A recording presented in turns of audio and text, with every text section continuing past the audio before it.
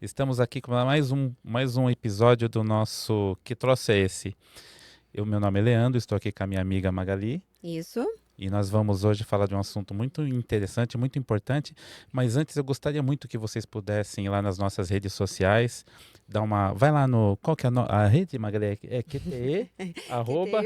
Arroba QTE _ podcast. Esse é o nosso Instagram. Isso. No YouTube nós estamos no arroba Que Troço é Esse?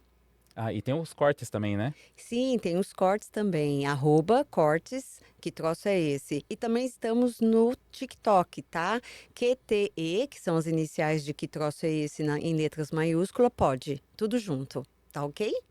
E é isso aí. Vão lá, dá um like lá pra gente, ajuda para que a gente possa divulgar o nosso trabalho, porque tem coisas muito interessantes aqui que nós vamos estar falando para vocês. E hoje nós estamos com o nosso convidado, o Reinaldo. Tudo bem, Reinaldo? Tudo bem.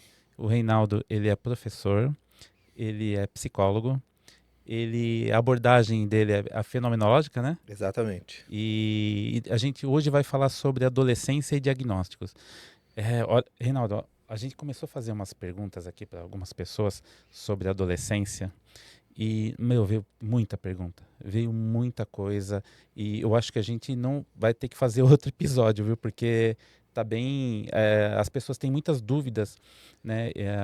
Não somente os adolescentes, mas os pais também. Tem muitas Chamou dúvidas. bastante atenção, porque a gente até anotou algumas, mas tem outras que está aqui conosco, que foi à medida que as pessoas foram conversando no nosso dia a dia e foram surgindo outras coisas. E o que chamou atenção é que as dúvidas, elas são inerentes à própria família, né?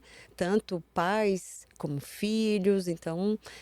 Vai ter assunto, Reinaldo. Mas eu Bom, quero que você ótimo. se apresente. Eu falei uma pincelada aí sobre você, mas o que Sim. você quiser falar, pode falar. Eu vim pensando sobre isso, inclusive, porque eu acho que o tema, por exemplo, da adolescência é um tema difícil de se lidar. Eu acho que a quantidade de perguntas é uma quantidade emblemática dada a característica da transgressão da adolescência, todo mundo ficar de cabelo em pé com o adolescente. É bem isso E mesmo. eu vim pensando um pouco em dar um tom mais mundano e pessoal para essa conversa, sabe? Que eu acho que foi o convite que a Magali me fez também. Sim. A minha apresentação também tem a ver com isso, assim. Então, eu sou Reinaldo, sou psicólogo, eu gosto muito de cerveja, eu tenho minhas gatas, acabei de ter uma sobrinha, a Laurinha está com 5 meses, tenho 2 sobrinhos bem mais velhos, né? Meu sobrinho Guilherme tem 32, minha sobrinha Vitória tem 28, tenho 2 sobrinhas netas também.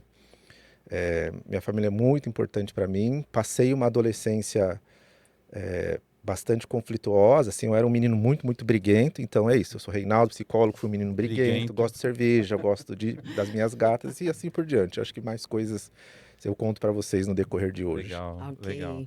Bacana, Reinaldo. E assim, a gente quis, quando a gente convidou você aqui, a gente tinha uma ideia, né?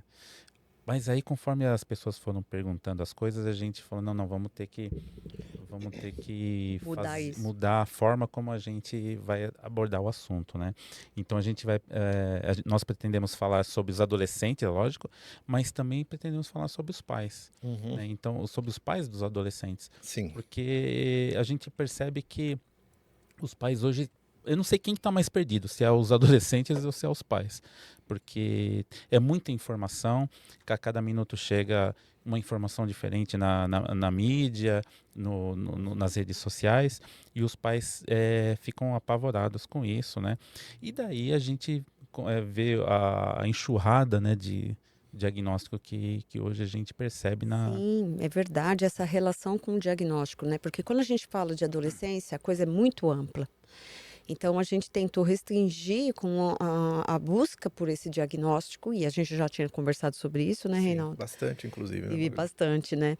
E então, os assuntos de hoje vai ser tratado baseado nisso, a adolescência e essa relação com o diagnóstico, né? A busca do diagnóstico e como isso interfere na vida da pessoa, dos pais, dos adolescentes, essa relação com a saúde mental, tá? Mas a gente esqueceu de uma coisa. Esquecemos. Todo episódio a gente esquece. E Não, detalhe, só é pra me sempre o deixar Leandro que ansioso. esquece, tá, gente? agora a culpa é minha. Só para me deixar curioso, né? Só ele já tá curioso. Vai lá, Magali. Então você. Agora você toca a bola pra mim? Então tá bom. Isso aqui é a nossa lembrancinha pra você. Iva. É um mimo e ele tá super curioso pra saber o que que é. Eu tô de olho nessa caixa. Gente, é do nosso patrocinador, tá? Cá Canecas e Mimos Personalizados, que é o nosso patrocinador. E a nossa uma canequinha pra você aí. E ó, eu todo episódio eu falo, pode bonito, tomar hein? água agora porque foi a Magali que lavou. Ah, Viu? tá. Nossa, gente, ficou bem bonito. Você Ó, já eu tô pode. inclusive com essa camisa, É verdade. É verdade, foi verdade. que é a minha camisa coincidência. favorita. Pois é, né? Ah, que bom. Você já pode Já usar, tô que ela assim. tá lavada. Então Você tá bom, vou quer fazer colocar essa a caixinha bagunça. aqui pra Daqui, você. a caixinha aqui. Obrigado. Então, né? Uma coisa que eu queria te perguntar, Reinaldo, enquanto você coloca a água aí. Qual que é o diagnóstico que mais aparece na clínica? Ou é meio diversificado? Diagnóstico dos adolescentes, né? Eu acho que de um tempo para cá, desde a minha entrada, na verdade, na saúde mental até agora, a tendência é bastante grande acerca do TDAH. Né? O TDAH aparece muito e com muitas confusões, enfim, como vocês estavam dizendo, com muitos medos, muitos deslocamentos, mas eu diria que é o TDAH, sem sombra de dúvidas. E essa demanda costuma vir dos pais, do adolescente ou da escola? De modo geral, entre pais e escola, muito raramente um adolescente olhar para ele mesmo e dizer que tem TDAH, ainda que ele seja um adolescente informado, ainda que ele seja um adolescente... Informado não, né? Eu não quero fazer esse juízo de valor, mas ainda que ele seja um adolescente que se interesse por saúde mental, ele dificilmente vai chegar e dizer, olha, estou preocupado comigo mesmo porque eu tenho TDAH. A tendência é que essa influência tem vindo um pouco mais, pelo menos dentro do espaço da clínica, dos pais e da escola, essa preocupação com este nome dos pais e da escola. Né? E a gente tem... Inclusive, a gente já pode até começar com uma pergunta aqui de uma pessoa que nos procurou para fazer essa... E os pais, né? Essa é verdade. Na realidade, tem uma pergunta de uma pessoa da área da saúde, Sim, verdade. que inclusive fez uma pergunta bastante interessante, né? Acho que a gente já pode começar com as perguntas, porque tem tanta pergunta que vai... Sim, por favor. A Patrícia Alves, de São Bernardo, ela perguntou para a gente como o diagnóstico impacta no desenvolvimento e construção do eu no jovem. Já começa assim? Pode ser. Bom, vou fazer as 3 perguntas dela. Vamos ver aí você Já começa tranquilinho assim. começa tranquilo, tranquilinho, né?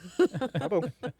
E como muitas vezes se trata questões existenciais como sintoma, né? Fale sobre a identificação com o sintoma e precisamos falar de diagnósticos errados, medicação, associação com drogas. Essa aqui é uma colega, né, colega da área da que- saúde que trabalha, né, ela trabalha com adolescentes e crianças, ela tem uma abordagem muito focada nisso, que é a... Winnicottiana. Uhum. Muito bom, muito bom. Winnicottiana não. Ela Não. é aquela abordagem russa, Do Vygotsky. Vygotskiana. Ela é vygotskiana e ela trabalha muito principalmente com autismo, né? Mas ela vem muitos adolescentes procurar ela e ela tem... pelo que eu percebo, parece que a questão do diagnóstico, quando chega na clínica, normalmente ele chega de uma forma muito questionável, né?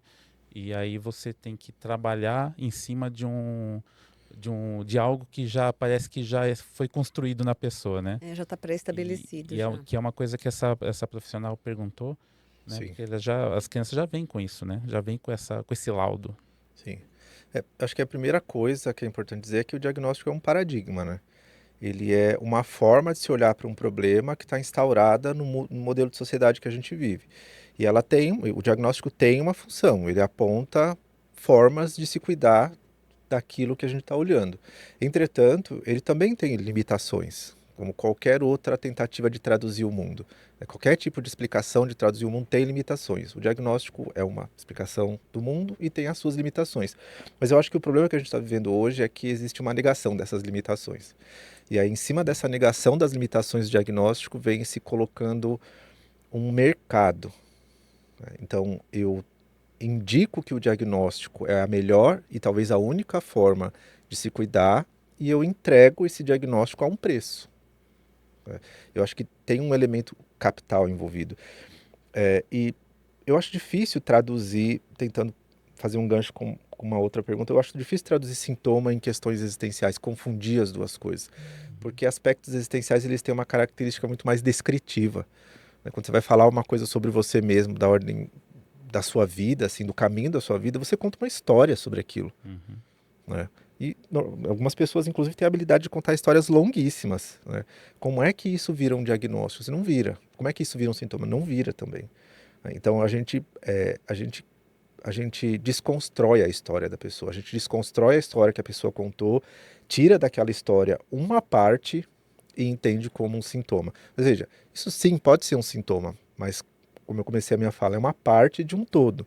É uma parte que não alcança esse todo, inclusive, mas ela precisa de outras para se compor. Então, no final das contas, eu acho que para tentar minimamente fechar um pouco essa resposta para vocês, e como é que é o nome da pessoa que perguntou? Patrícia Alves. E para Patrícia, o diagnóstico ele tem uma função, ele tem uma importância, mas ele não é a totalidade do cuidado. A totalidade do cuidado tem a ver com as possibilidades que a gente cria de encontrar a vida mais ampla possível daquela pessoa que está diante da gente. Quanto mais a gente conhece da vida daquela pessoa a partir dela mesma, mais a gente consegue cuidar em várias vertentes. E aí um exemplo, assim, pode ser que você encontre um paciente em qualquer circunstância clínica com muita dificuldade de se conectar com você. Seja você um médico, seja você um enfermeiro, seja você um psicólogo, muita dificuldade de se conectar por conta de uma desorganização, por conta de uma agitação. Talvez uma avaliação bem feita a partir de uma medicação pode favorecer a conexão desse paciente com você, a reconexão desse paciente com você e viabilizar processos terapêuticos. Mas isso tem que ser feito, obviamente, com bastante cuidado. Sim. Não é tomar cuidado, não é colocar o vilão, né, como os medicamentos, né, porque ele tem a sua função, né, como você está falando. Exato, Ele tem sim. a sua função, uma função importante, inclusive. Mas com o cuidado que você falou. Você falou uma coisa bem interessante, que é a questão da história, né? Sim. Normalmente as pessoas na clínica, elas têm uma história ali. Uma história que... só que no caso você lida com duas histórias, que é a história dos pais e a história do adolescente em si, né? Porque eu acho que você faz entrevista com os dois, no caso. E são duas histórias Na clínica da infância e da adolescência, inevitavelmente, a família entra em maior e menor grau, mas é inevitável. Você trata o adolescente e a família também, né? Sim. E aí as histórias, elas se coincidem? As histórias dos dois ali, ou estão bem distantes às vezes? É interessante essa pergunta, porque se as histórias se coincidirem, a gente tem uma boa notícia. Que esse adolescente, essa criança, no caso o adolescente, está articulado com a família. Eles estão em diálogo e eles concordam com o que está acontecendo. Isso é uma excelente notícia. Mas normalmente não coincidem, eles têm perspectivas diferentes do que acontece. Eu estava tentando lembrar uma outra pergunta que você fez, porque eu estava construindo uma resposta, mas já volta. Mas entrando de novo nessa coisa da história. Normalmente a família, lembrei, que tem a ver com a história, né? Normalmente a família ou o adolescente, eles vêm com uma história exatamente dentro da pergunta que você fez anteriormente. Ela partida em pedaços e eles escolhem os pedaços que tem a ver com o sintoma. Então, meu filho é agitado, e aí uma palavra que tem se usado muito, meu filho está com hiperfoco, daí o menino vem falar com você, às vezes ele fala, não, eu estou desatento, Verdade, isso acontece muito. Estou agitado, não consigo dormir direito, estou ansioso. Tá bom. Uma coisa que eu sempre discuto com as famílias, com os pacientes em circunstância de supervisão.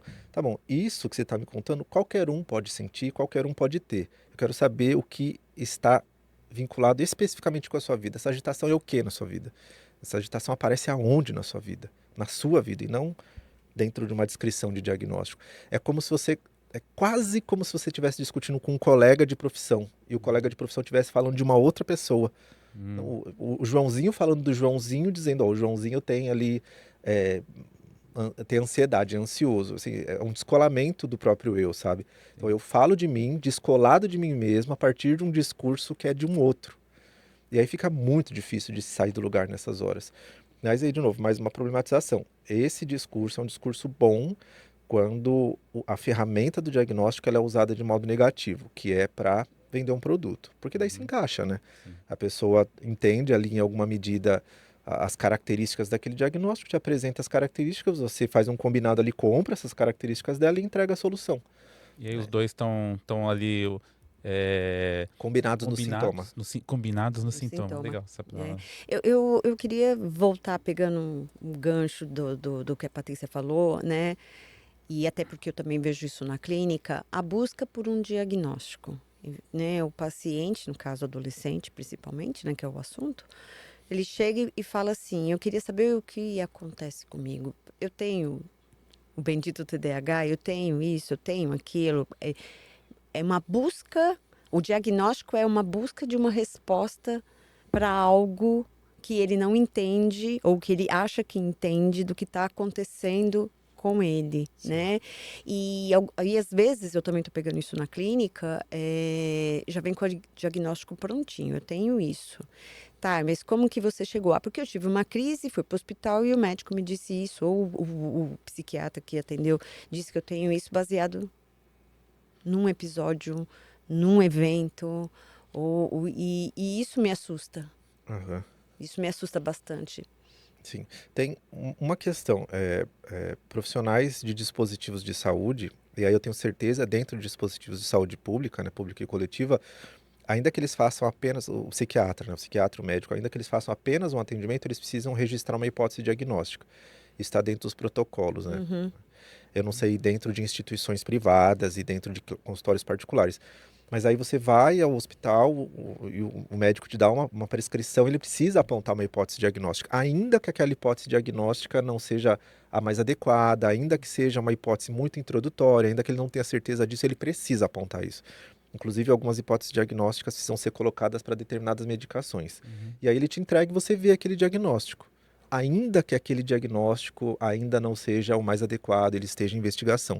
E aí isso impacta, né? Então, esse é um primeiro problema, né? Que tipo de conversa é essa que a gente tem que ter com os nossos pacientes para ele entender que aquilo ali é um registro e esse registro E é uma tem a tem a ver com uma hipótese. hipótese. Como é que a gente vai construir essa compreensão de hipótese para uma pessoa que está ali bastante incomodada com a própria vida, muitas vezes bastante querendo muito uma explicação para aquilo que está acontecendo. É um processo psicológico muito difícil, inclusive, muito difícil. Reinaldo, eu vou falar uma coisa, vê se é viagem da minha cabeça, tá? Eu tenho uma hipótese sobre essa questão. Já falei para Magali, né? A gente estava discutindo sobre isso outro dia. Todo psiquiatra ele tem que colocar um CID, né? Para que possa, como você falou, para colocar uma hipótese ali a respeito daquele sintoma. O psicólogo também ele precisa colocar uma hipótese para que, inclusive, o convênio possa pagar, né? Pagar o, a pessoa que quer reembolso, por exemplo. Ok. E aí vem o tratamento, né? E aí, e às vezes essa hipótese não se confirma, né? E aí quando a gente fala, por exemplo, o Brasil tem mais ansioso, é o país que mais tem ansioso. Será que não é essas hipóteses que foram colocadas de uma forma até precipitada, né, e que gera toda essa estatística que eu quero dizer, será que essa estatística elas estão certas mesmo, né? Será que não tem ali justamente esse jogo de interesse? Só uma questão, acho que o psicólogo, quando emite. Assim, nossa, tem uma problemática nisso, assim, só para fazer o recorte. Geralmente os convênios eles pedem dos psicólogos um tipo de documento que o CFP não criou. Não, é um tipo de documento que não existe. É um estilo de relatório que não está dentro da regulamentação do CFP. Os convênios pedem. Daí você tem que contar um pouquinho do que está acontecendo com o paciente, você tem que falar de valores para processo de reembolso. Esse documento ele não existe. A partir do momento que ele não existe, ele não tem uma função muito clara ali, exceto atender uma demanda do convênio. E aí outras discussões, né? Que demandas são essas que o convênio vai colocando, enfim. E nesse documento a gente não precisa colocar nenhuma hipótese diagnóstica. Pelo menos na experiência que eu tive, nenhum dos meus relatórios foi devolvido por falta de hipótese diagnóstica, né? O médico, me parece que ele tem para convênio, ele tem essa obrigação, que daí tem que justificar o Psiquiatra, no procedimento. caso, né? Isso, ele tem que justificar o procedimento. O psicólogo não, ele pode fazer uma descrição do que está acontecendo com o paciente, uma descrição, ainda que seja, e é importante que seja o mais geral possível. Porque, veja, quando você emite um relatório com uma reflexão sobre aquele paciente, não é um outro psicólogo que vai pegar esse relatório, não é um outro psiquiatra que vai pegar esse relatório, não é um profissional da saúde que vai pegar com aquele compromisso ético específico, é um analista. Né? E o analista é um profissional, tem a formação dele, mas ele não tem o mesmo compromisso que a gente, ele tem um compromisso diferente. Então é uma quebra de sigilo. Então, eu acho que eu estou falando disso só para apontar um cuidado que a gente tem que ter. Né? Como é que a gente consegue acessar, em alguma medida, essas organizações dos convênios para repensar, né? O quanto que o CFP também está à frente disso e os regionais estão à frente dessa discussão, porque é um problema. É um problema. E aí eu queria falar uma coisa que eu venho pensando já há um tempo, acho que eu já discuti com a Magali, que é essa coisa de identificação com diagnóstico, né? A minha companheira Sol, ela tem uma frase muito engraçada quando a gente vai discutir isso. A gente fala muito de pacientes, pessoas que se identificam com determinadas coisas, seja lá o que for. E aí eu, enquanto psicólogo, vou virar para aquela pessoa e dizer assim, você dobre a sua língua para falar de você mesmo. Não, a gente vai para um outro caminho, a pessoa está identificada com aquilo. Então, o que a gente tem que problematizar é o que a estrutura da nossa sociedade está entregando como possibilidade de identificação. Eu me identifico com o que existe, eu me identifico com o que está disponível para mim. É assim que funciona. Não tem como eu me identificar com uma coisa que ainda não existe, a não ser que eu crie. Mas aí é um outro processo, é um outro caminho. Então eu estou me identificando com o quê? Com o que a sociedade tem disponibilizado para mim. E a sociedade e as redes sociais, principalmente, têm disponibilizado em excesso essa discussão diagnóstica. Né? Porque, veja, tem ali uma pessoa que está caminhando pela vida, está com algumas dificuldades e ela se depara com um diagnóstico, seja ele qual for. Aquele diagnóstico entra na vida dela e estrutura em alguma medida. Estrutura. Se faz sentido ou não, são outros 500, mas estruturou, ela conseguiu uma explicação, conseguiu se haver com aquelas questões de um outro jeito, ainda que ela não tome medicação, ainda que tenha sido um diagnóstico do TikTok. Aquilo estruturou ela em alguma medida. Mas aquilo tem um alcance e tem uma durabilidade. Não tem uma consistência de uma reorganização de vida. Né? Então, essa entrega que as redes sociais fazem e que outros dispositivos fazem, ela tem uma limitação. Ela tem possibilidades, mas ela também tem uma limitação. E eu acho que a gente tem que ficar atento a isso no final das contas, né? Porque não tem como a gente lutar contra. Sim, tem o Dr. Google, né, que fala bastante. Google. Inclusive tem uma enquanto você estava falando aqui, eu tava lembrando que tem uma pergunta tem uma pergunta sobre isso mesmo. Olha, foi um adolescente que perguntou. Muito bom. Se eu pesquisar meus sintomas no Google e parecer que tenho tudo, isso significa que eu tenho alguma coisa? Achei tão legal essa pergunta. Se ele tem uma esperteza aí, pelo jeito, né? Para começar. Porque pelo que pareceu, acho que ele foi lendo lá isso aqui eu tenho, isso aqui eu tenho, isso aqui também eu tenho. Me fez lembrar das aulas de psicopatologia, né? Quando você começa as aulas de psicopatologia, que vai falando dos sintomas, da reação, aí você fica na sala de aula. Mas isso eu tenho, isso eu tenho. Agora nós estamos falando de borderline. Isso eu tenho, isso eu tenho. Aí você está falando agora de toque. Isso eu tenho, isso eu tenho. Então você fala assim, eu pego aquele livro, tem tudo que tem ali. Né? Então você fica meio assim. E aí a pergunta era, se eu tenho tudo isso, então será que eu tenho alguma coisa, então? Né? Eu vou tentar fazer uma imagem com você. Eu já pensei formas de fazer essa imagem. Às vezes dá certo, às vezes não dá, mas vamos lá, né? Pensa no arco-íris. E pensa ali nas cores do arco-íris e faz a imagem do arco-íris na sua cabeça e tenta achar do arco-íris mesmo, a fronteira entre uma cor e outra. Vocês conseguem achar, olhando para o arco-íris assim no céu, a fronteira entre uma cor e outra? Difícil. A gente não acha a fronteira entre uma cor e outra. É exatamente assim quando a gente pensa em psicopatologias. Né? Todas as características das psicopatologias estão na nossa vida, em maior e menor grau. O que vai diferenciar, o que vai mostrar e vai colocar uma fronteira ali é quando ela começa a causar prejuízos na vida. Então, às vezes a gente acorda mais agitado, às vezes a gente acorda mais irritado. Se a pessoa dá bom dia pra gente, bom dia nada, você quer assim mandar pro inferno, entendeu? Faz parte. Tá dentro daquele espectro de cores ali.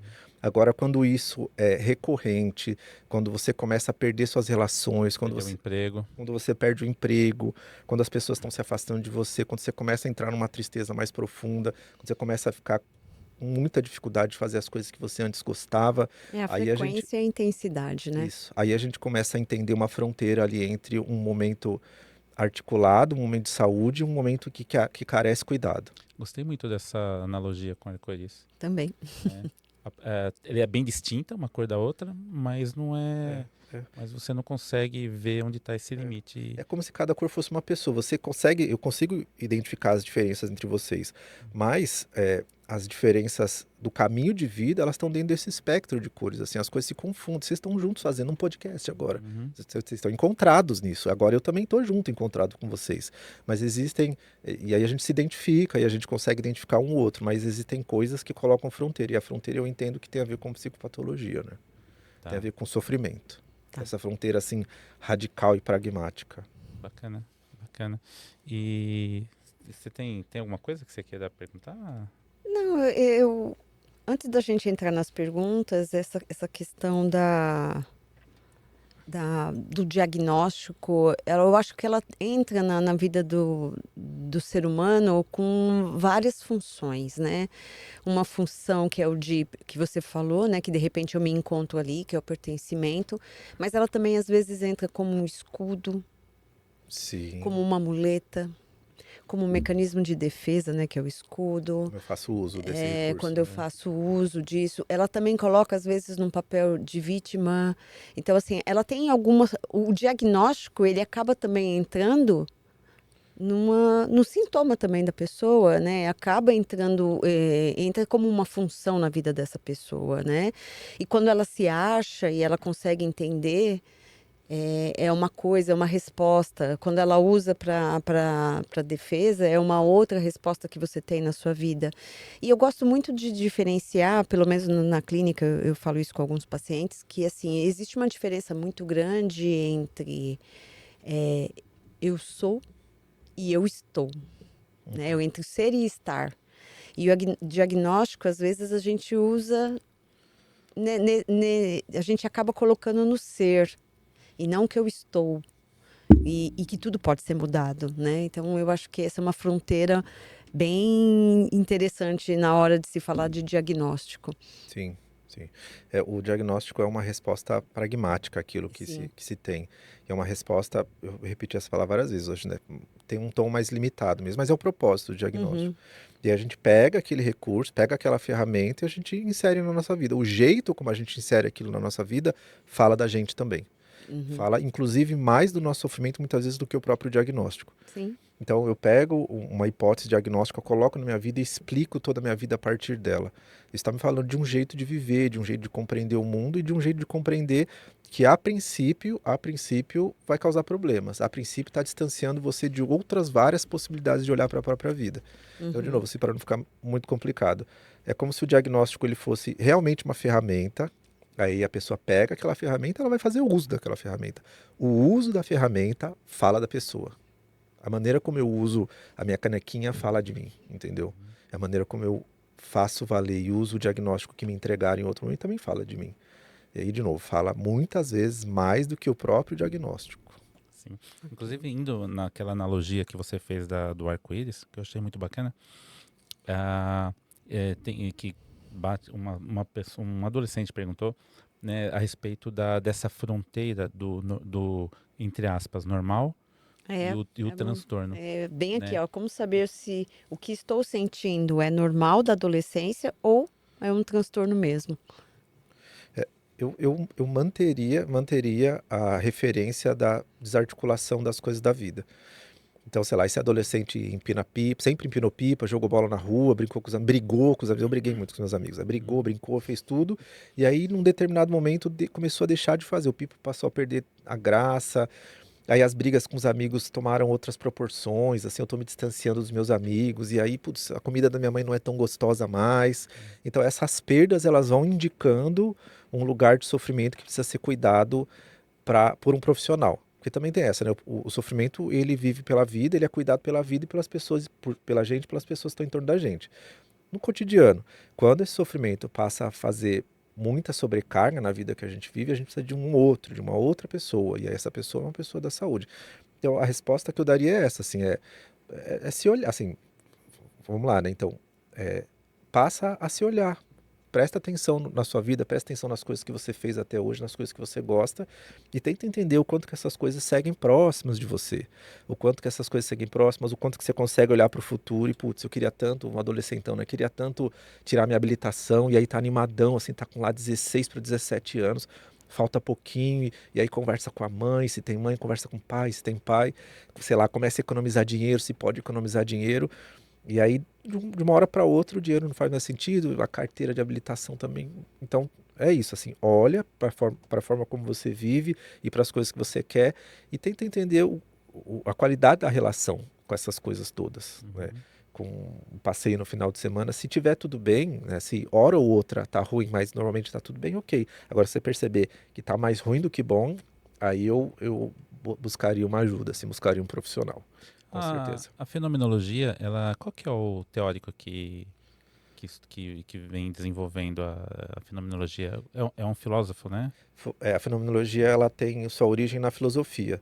Então foi o Edmund Husserl que criou a fenomenologia, criou a partir de a tentativa dele, o caminho dele foi entender a maneira como a gente olha para o mundo como algo que não é dado, né? Então a gente olha para o mundo, a gente tem um jeito de enxergar e de entender o mundo que até o Husserl começar a discutir isso era como se fosse dado. Assim, o mundo está ali e está tudo bem com o que está acontecendo. Ele começou a criticar e questionar um pouco essa relação do eu com o mundo. Ele foi entendendo que é uma relação tão profunda que um não vive sem o outro. O eu e o mundo se completam na construção de conhecimento. Essa foi a origem da fenomenologia. Aí depois dele veio Heidegger, que pegou isso e tentou entender que estrutura é essa que está em contato com o mundo, né? Então ele foi chamando essa estrutura de Dasein. E aí depois dele vieram alguns, né? O Merleau-Ponty, o Sartre, alguns, todos eles filósofos, alguns também psiquiatras, né? Medard Boss, Ludwig Binswanger também veio nessa. Kierkegaard, né?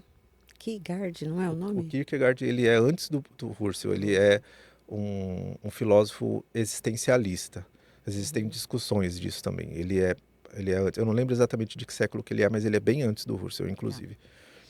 Então, esses psiquiatras suíços, inclusive, eles vieram de uma escola mais freudiana. O Medard Boss trabalhou com Jung, ele fez análise com Freud, enfim, tudo mais ou menos do mesmo círculo. E depois ele foi, acho que foi no período da Segunda Guerra Mundial, ele pegou Ser e Tempo, né, que é a obra, até hoje a obra principal do Heidegger, para começar a ler, e aí trocou cartas com Heidegger, eles começaram a se aproximar, e aí uma outra obra importante do Heidegger, que foi editada pelo Boss, é Seminário de Zolikon. Foi quando o Boss, depois da Segunda Guerra Mundial, e algumas questões assim duríssimas que aconteceram, na verdade não que aconteceram com o Heidegger, né, que o Heidegger foi se colocando nesses lugares, no outro momento a gente pode inclusive discutir isso. Depois da Segunda Guerra Mundial, eles conseguiram se encontrar e o Boss dava aula em Zolikon, numa universidade, e ele chamou Heidegger para contar para os alunos de medicina dele sobre a fenomenologia, sobre a das análises na época. Sim. E aí eles editaram um livro chamado Seminários de Zolikon, por conta dos seminários que ele deu, e aí esse livro tem algumas cartas que eles trocaram também. E você vai fazer um mestrado agora também, né? Doutorado. Doutorado, né? Isso, Doutorado. Você isso. já tem o mestrado e o doutorado é também na fenomenologia. Sim, sim, sim. E aí só citando alguns núcleos brasileiros, assim, que eu acho que é bem importante. Então no Rio de Janeiro tem um núcleo chamado IFEM, que é a Ana Feijó é uma das organizadoras, a Miriam Protásio, a Maria Bernadette Lessa, elas são uma galera muito bacana. Aqui em São Paulo tem o Instituto Dasein, que é uma galera que veio da PUC. Onde fica o Instituto Dasein? Eu acho que é na Vila Madalena, se eu não me engano. Né? No Rio Grande do Norte, que vai ter um congresso já, inclusive lá em Natal, tem o Núcleo Poieses, também da professora Elza Dutra, que também é incrível. Na Unesp tem um professor, o Danilo Sareta, também, que estuda fenomenologia. Então, na USP tem o professor Andreas também, que foi meu orientador. Então, tem alguns núcleos. A fenomenologia, aqui no Brasil, ainda é não é das abordagens mais difundidas, né? Ela sempre tem ali um outro programa nos programas de pós-graduação, mas a tendência ainda é uma disputa de lugar entre a psicanálise e as abordagens mais de orientação comportamental e cognitivo-comportamental, né? E neurociências também. Mas aí você estava fazendo outra pergunta, eu acabei te interrompendo. Não, me veio essa pergunta porque justamente devido ao que você falou, né, a fenomenologia, a gente não encontra muitas pessoas que estudam, utiliza, né, que né? utilizam a fenomenologia, porque justamente é como você mencionou, acho que a psicanálise acabou tomando um bom espaço, né, principalmente a psicanálise lacaniana, né, que a gente vê muito em podcast, em vídeos, né? Sim. Aí agora a fenomenológica, por isso que eu achei interessante, né, você vir aqui, porque eu queria ouvir, né, alguém da fenomenologia, Conhecer um pouco mais, né? Sim, conhecer um pouco mais. sim. Vamos Mas voltar? uma outra pergunta? Sim. Você tem aí uma... É Uma possível? fácil, tem alguma fácil? Tem, Assim, tem sim. Mas apesar que não tem nada fácil aqui, tá, gente? Não tem se isso, tratando de né? adolescência, não tem Não, nada não, não, fácil. não. É possível ser diagnosticado errado? Tipo, me deram um rótulo que nem é meu? Sim. Eu adorei essa pergunta também. Eu queria só falar uma coisa, assim, que faz um tempo, assim, que eu não trabalho enfaticamente com adolescentes. Eu tive um período longo, assim, da vida, mas eu gosto demais de adolescente, assim, eu tenho um respeito pela adolescência e pela infância também, cada um pelos seus motivos, assim, eu gosto muito desse ímpeto transgressor do adolescente. Eu acho que é uma coisa que, enfim, não é muito bem visto no mundo que a gente vive, e tende a ser calado um pouco, mas ele é tão importante para o adulto. Um adulto que foi um adolescente transgressor, ele é um adulto tão mais saudável, assim, tão mais engajado nas coisas, tão mais questionador. Então é isso, eu só queria E transgressor falar no isso. sentido interessante da palavra, né? De a pessoa que vai e desafia, né? Que vai e não se limita ao aquilo que os pais falaram, Sim, né? Que é sempre ir além, né? sim. Que Eu costumo brincar que a transgressão é uma contribuição diferente do que você espera. Então você tá ali, menino, vamos jantar um arroz e feijão? Não, não quero feijão, não, eu quero, sei lá, vou misturar meu feijão com banana e vou jogar ali um pouco de farofa em cima. Uhum. A transgressão é uma contribuição diferente do que você espera e você nem imaginava que ele queria aquilo, entendeu? Tem uma outra brincadeira interessante, assim, que a transgressão, ela não é necessariamente algo ruim também, né? Não é necessariamente algo que é visto como ruim. Então, sei lá, essa é uma outra que eu converso muito com a Sol, com a minha companheira, a gente ri muito sobre isso. Uma família, por exemplo, mais liberal, uma família assim, menos conservadora, mais aberta às discussões, entre outras coisas, quem vai transgredir vai, sei lá, vira evangélico, Uhum. vira um católico, vira um religioso mais conservador. Essa é a transgressão, né? Uhum. E aí, só para dizer, o princípio disso, eu acho que o transgressor, além dele poder ter a chance de contribuir de um jeito diferente só dele para aquilo que está acontecendo, ele pode, inclusive, estruturar a sociedade de um jeito mais consistente. Ele dá uma ideia nova da vida. O adolescente está aí para isso, assim, no final. A transgressão, de novo, né? A transgressão também dá ideias novas para a vida que a gente vive. Também renova a vida que a gente vive. Então, o adolescente, ele é muito importante. Muito, né? Não é à toa que esse peso da importância gera conflitos, a sociedade, assim, tem muita dificuldade e o adolescente também tem muita dificuldade nessa fase. Porque tá aí, né? Tá aí a importância desse cara. Então, às vezes eu venho pais, né, reclamar pai que é engenheiro, que o vô era engenheiro, que aí chega o filho Vai e vender vai arte na fazer, praia. vai vender arte na praia, ou vai fazer biologia, né? Aí o pai pega e fala, putz, mas eu queria tanto que ele fosse engenheiro, fala, nossa, que gostoso, né? Que ele realmente quis fazer algo Isso. diferente e por ele, né? E aí Ah, briga, e depois de uns anos tá lá o quadro bonitão do filho que tá fazendo arte na praia na sala dos pais, é, entendeu? Eles estão infelizões ali, sabe? exatamente. Essa é a jogada. Uhum. É gostoso isso daí. E agora, por outro lado, também quando a gente vê adolescentes que estão submissos, né, aos pais, que obedecem, né, e falam disso com tanto Orgulho. orgulho, né? E Ele é tão obediente, ele é tão bonzinho, tão... na E, realidade, está mascarando aí muitos e aí a problemas, né? gente vê a pessoa gritando por dentro, né? Porque é a forma como ele não conseguiu transgredir, né? Não teve. Não teve essa transição, né, entre da infância para a fase adulta, né? Por isso que é uma fase tão marcada pela transgressão. E aí, voltando para a pergunta, esse rótulo que acaba colocando a família, a sociedade, colocando nesse jovem, é porque ele tem problema, é porque ele tem isso, ou porque é aquilo. Às vezes isso causa um estrago muito grande para quando essa pessoa se tornar no início aí da sua vida adulta. O rótulo, pensando nisso que a gente está falando de transgressão, o rótulo, o diagnóstico, o rótulo, ele pode ser uma maneira de calar essa transgressão, de dar uma outra explicação para essa transgressão, e a explicação essa que tem eu não sei se a expressão é certa, mas que tem o que se fazer com ela, né? Porque o adolescente que transgride, a gente não tem muito o que fazer além de acompanhar ele para ele não se dar tão mal, né? Ele se dá mal só dentro do possível, só dentro do necessário. Mas quando isso vira um diagnóstico, a gente tem uma medicação para dar, né? A gente tem uma medicação, a gente tem um tipo de tratamento, a gente tem um objetivo claro, Uma uma justificativa. justificativa. Então, é perigoso pegar o recurso do diagnóstico, o recurso da medicação, o recurso dos acompanhamentos de saúde e colocar num lugar de transgressão, que eu chamaria de transgressão saudável, inclusive. Na verdade, eu não sei se tem transgressão que não é saudável, assim. A gente pode dar outro nome para as que a gente acha que não são saudáveis, tipo crime, né? Agora, transgressão eu acho que é um negócio super bom. Sim. Ok. Então, e a gente vai vendo, né, por exemplo, a década de 80, década de 90, né, onde existia aquela coisa os jovens transgrediam naquela época, né, justamente por causa de uma coisa muito, muito importante, que é a repressão, né? A repressão, ela cria esses transgressores, né?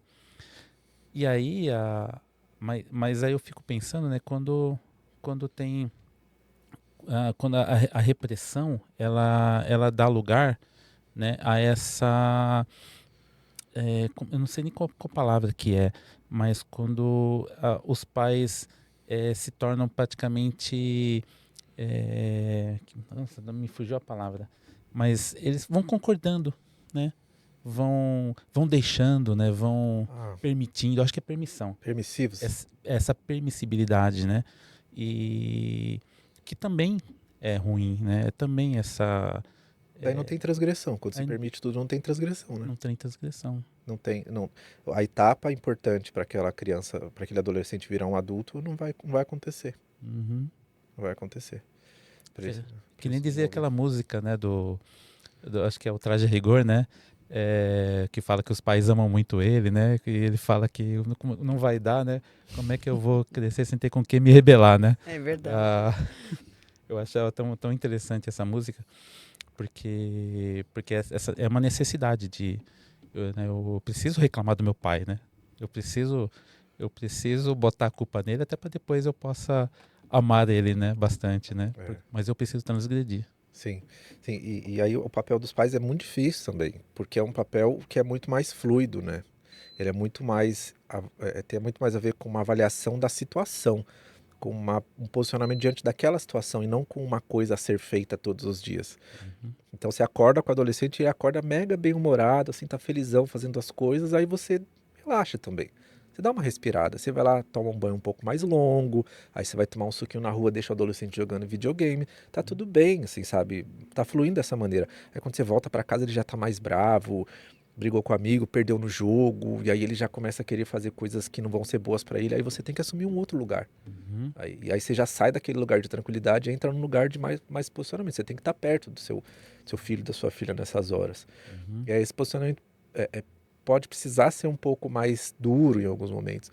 Mas essa dureza também tem a ver com uma contextualização, né? Porque não adianta você dizer para o adolescente que não. Não é que não adianta, porque às vezes também não dá para explicar, né? Mas o mundo, assim, a situação ideal, o mundo ideal é você dizer que não e contar para ele por que você está dizendo que não. Porque daí aquele não também vira um recurso para ele.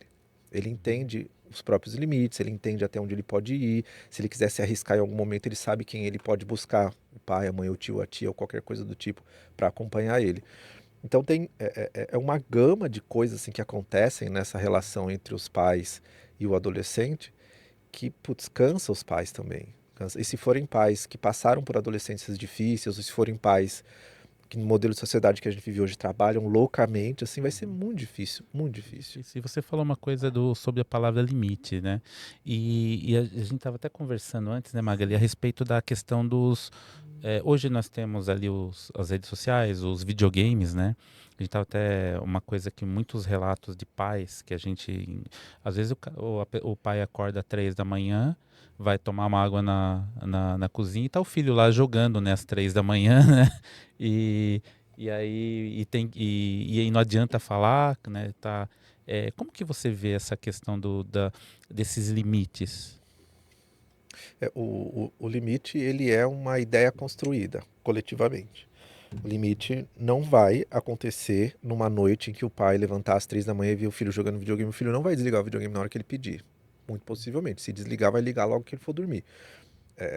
O limite, ele acontece quando esse pai conseguir ver esse filho várias vezes em situações em que não são muito adequadas e conseguir, esperamos que consiga, a gente torce para conseguir, inclusive, fazer essa conversa com o menino ou com a menina que está jogando videogame até tarde, né? Não é de uma hora para outra. E às vezes o adolescente passa a adolescência inteira fazendo aquilo. Ele não muda na adolescência, mas a quantidade de conversas e a qualidade da relação que você conseguiu estruturar com ele, ele entra nessa fase adulta sabendo que existem outras. É isso, assim, ele sabe que existem outras possibilidades de você jogar videogame. Ele não está conseguindo ou não quer fazer naquele período, mas em algum momento ele vai conseguir. Sei lá, amanhã ou depois, o adolescente vira um adulto, começa a trabalhar, ele não vai poder jogar videogame até as 3 da manhã. Então, com essa conversa e com essa possibilidade criada do lugar do afeto junto com a família, ele vai poder dizer, olha, eu gosto de videogame, mas agora eu também tenho que trabalhar. Entendeu?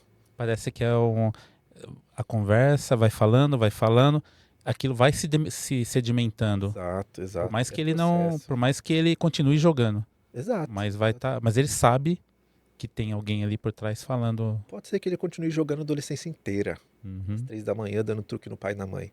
Na mãe, no pai, dando vários truques. Mas, de novo, essa conversa, essa introdução de mais um aspecto do mundo, esse elemento afetivo que vai se construindo entre o eu e um outro, né? Esse outro, no caso, um outro especial, que é o pai ou a mãe, faz com que ele vá para o mundo depois com essas características e não com um não vazio, sabe? O jogo seria uma transgressão, no caso? Pode ser, pode Ele ser. entra muitas vezes como um substituto de algo, né? Como uma fuga, como... O jogo pode ser várias, pode ser um recurso de lazer, né? Assim, que acabe direitinho nas relações e tudo bem, ou pode ser uma transgressão, assim, sabe? Um jeito de dizer que tá incomodado com alguma coisa, vai lá e joga, joga, joga. Aí tem alguns jogos, tem alguns jogos, uns jogos. O meu enteado Miguel, ele joga bastante, ele gosta muito de videogame. É engraçado que ele é um menino muito tranquilo, né? Ele é mais gritão, assim, mas ele gosta, ele é mais efusivo, mas raramente ele fica bravo. Assim, muito raramente ele fica bravo. Mas tem um jogo que é onde ele joga um joguinho de futebol no videogame que ele fica bravo. Mas é engraçado que esse jogo tem um mito, assim. Todo mundo que joga esse jogo tem que ficar bravo. Eu lembro. É engraçadíssimo isso. Ele não fica bravo com nada, mas com esse ele fica. Eu E também me tem isso, essa irritava mitologia dos profundamente jogos. quando eu jogava, porque na época era outro jogo, né? É o FIFA, né? Sim. Quando eu jogava FIFA, eu ficava 4 horas jogando e eu saía de lá mais puto. Por que que o videogame me roubou? Não é possível. Eu ficava bravo, ia dormir incomodado, ia dormir agitado, né? Eu entendo ele. Sim, sim. Então, eu acho que eu falei isso mais para dizer que os jogos têm ali uma mitologia entre os adolescentes também, né? A forma de se jogar os jogos também tem a ver com um combinado meio comum entre eles. Então, assim, a molecada, até que não, no caso do Miguel, até que não se irrita com quase nada, o Miguel ele não se irrita com quase nada, vai se irritar com o jogo. Porque é o combinado entre eles, vai ter que se irritar. Aí se irrita, às vezes solta um palavrão, aí dá um gritão mais alto, aí às vezes a gente tem que ir lá, Miguel, não sei o quê, pega leve, Miguel, entendeu? Mas é a mitologia. Mas assim, só para concluir, que eu acho que vocês perguntam as coisas e eu vou longe nas Não, respostas. fica a tranquila, gente mas também vai. a gente também, aqui A gente embarca e vai. Eu acho que, e aí isso tem muito uma característica da maneira como eu penso a clínica, assim, eu acho que o jogo é uma coisa no mundo, que não tem nenhuma propriedade pré-estabelecida, assim, meio radical nessa perspectiva, ainda que seja um jogo com uma tendência um pouco mais violenta. O que vai gerar implicações na vida daquele adolescente é todo o resto da vida dele, né? Que tipo de conversa que esse jogo tem com a minha vida? Onde é que esse jogo entra na minha vida, onde é que esse jogo faz gancho, onde é que esse jogo cola na minha vida. Ele cola numa vida que tá ali articulada, todo mundo bem, dando risada junto, aí eu jogo um jogo de tirinho de vez em quando, e aí dou risada com os tiros e tá tudo bem, ou ele entra numa vida que tem um lugar ali de violência instaurado, um lugar de conflito instaurado, e aquele jogo vai ressoar, assim, vai intensificar uma perspectiva violenta. Então, de novo, o jogo é uma forma de se divertir, é uma coisa no mundo, e essa coisa no mundo vai ter que se relacionar comigo. Ele vai se relacionar comigo com o que eu tenho para oferecer também, com o que eu tenho para oferecer para trocar. Então, o jogo, eu diria assim, só para definir, ele tem uma influência pequena, e aí a vida desse adolescente que tem uma influência maior. O jogo não é determinante. Ele tem uma influência, lógico que ele não passa ileso, mas ele não é determinante. O que é determinante é todo o resto da vida do moleque. Você vê algum. Acho que eu tô te atropelando, Magre. Não, mas tá dentro, tá valendo. Ah, e você vê que um exagero hoje na questão diagnóstica dos adolescentes? Sim, eu acho que tem até pesquisas já. Eu não vou saber citar nenhuma de cabeça agora que vão falando desse exagero e de muitos erros diagnósticos, né? Sim. Muitos, muitos. É, putz, Eu lembro de uma que é acho que é Maria Aparecida Moisés, que fala sobre o TDAH. E ela conduziu uma pesquisa, e não vou saber ditar nomes, quando, tudo, né? E dos pacientes que ela atendeu e acompanhou de TDAH, a maioria não tinha TDAH. E muitos que tinham não precisavam usar a medicação, como Vyvanse, Ritalina. Tirou a medicação. Porque, por exemplo, o TDAH é uma construção do ambiente, né? Tem muito a ver com o ambiente. Você muda o ambiente, você muda muita coisa. sim, tem toda uma discussão acerca do TDAH, né? Tem uma discussão que uma parcela dos saberes de cuidado vão dizendo que o TDAH tem uma relação direta com um transtorno neurobiológico, né? E tem uma outra parcela que vai dizendo que tem um aspecto de relação com o mundo, de se colocar no mundo, de compreensão do mundo. E aí é importante essa conversa acontecer. Acontece pouco, eu acho que ainda são dois campos do saber que conversam menos, né? Então as ciências mais voltadas às neurociências e as ciências humanas ainda conversam pouco, assim, dentro desse campo da saúde mental. Ainda existe um conflito meio intenso nisso. Mas colocando assim um maneirismo da fenomenologia, a fenomenologia, quando ela olha para diagnósticos, ela fala que os diagnósticos têm a ver com o modo de ser da pessoa. Então, o modo de ser implica em várias coisas.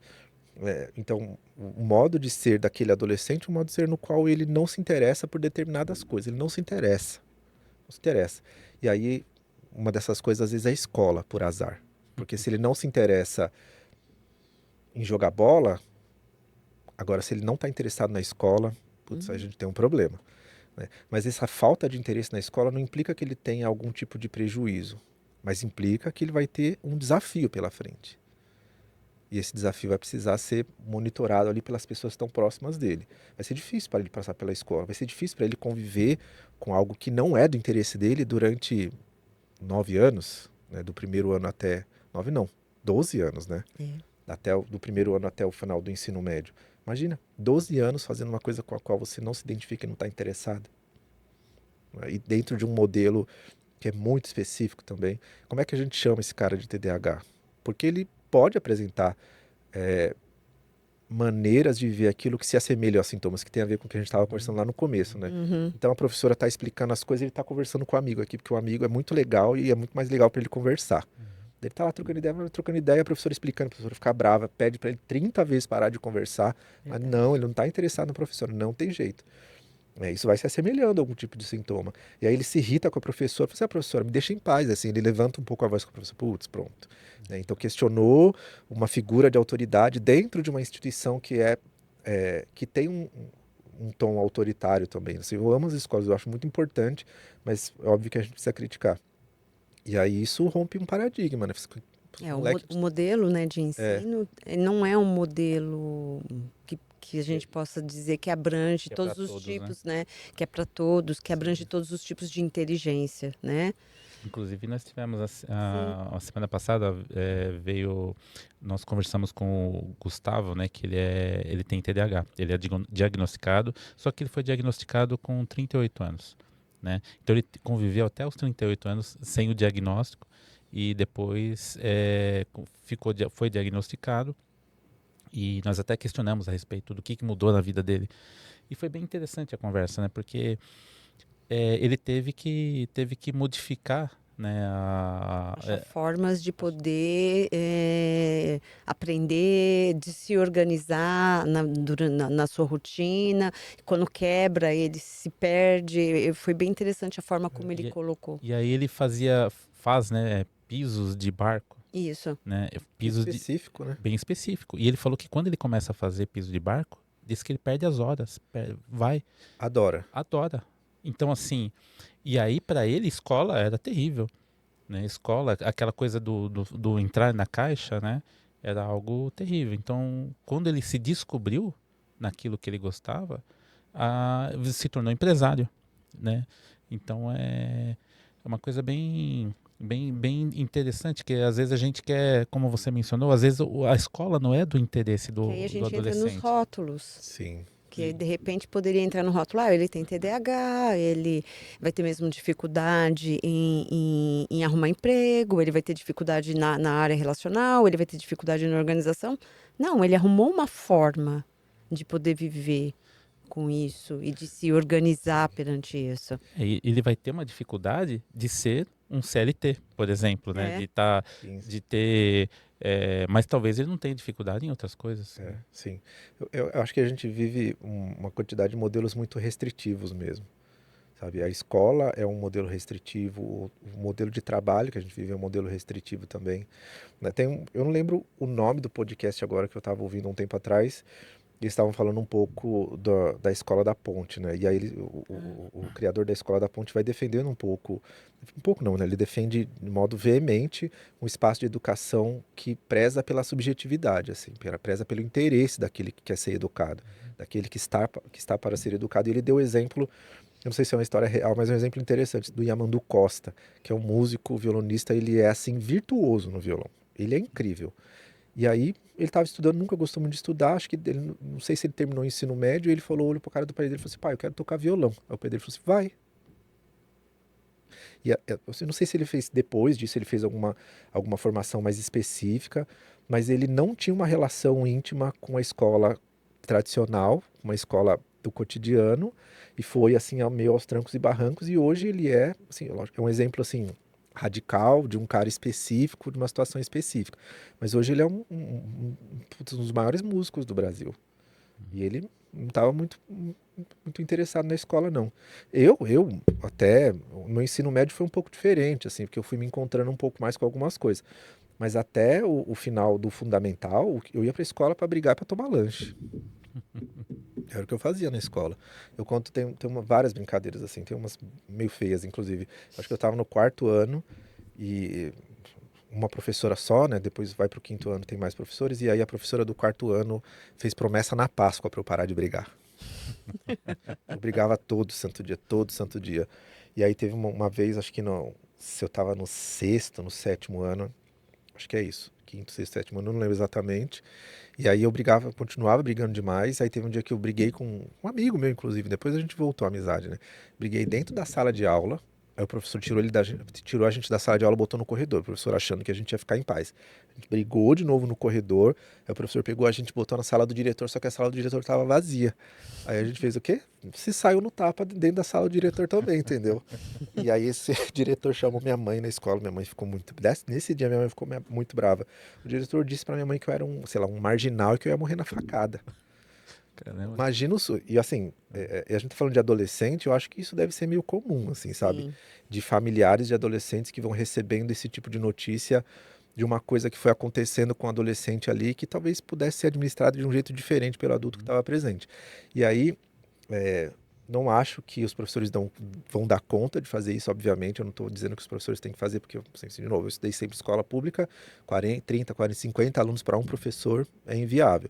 Não era o professor que tinha que fazer alguma coisa, mas, assim, a sociedade precisa olhar. Quem? A sociedade. Eu acho que, de modo geral, o Estado tem que olhar para esses modelos restritos, né, excessivamente restritos, e que vão excluindo pessoas, né?